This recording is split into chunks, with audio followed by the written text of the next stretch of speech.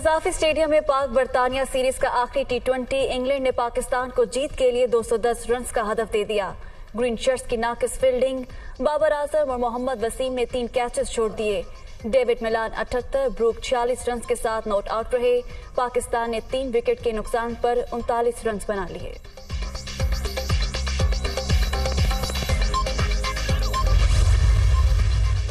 इमरान खान के गिर्द घेरा तंग, विफाकी काबीना का ऑडियो लीक से मुतालिक बड़ा फैसला। पीटीआई चेयरमैन, उनके साथी और साबिक वज़रा और साबिक प्रिंसिपल सेक्रेटरी आजम खान के खिलाफ कानूनी कार्रवाई की बाज़ाब्ता मंजूरी।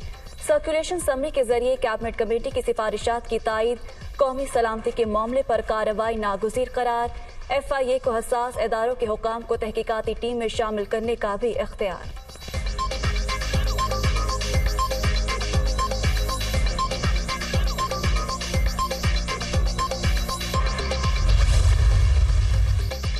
साइफर महज कागज का टुकड़ा ही नहीं, रियासत पाकिस्तान की इमानत है। रंगे हाथों पकड़े गए तो कह दिया मुरासला गुम हो गया। कौमी इमानतों में खयानत करके रियासती मुफादात पामाल करने वालों को निशाने इबरत बनाया जाए। मरियम नवाज का ट्वीट।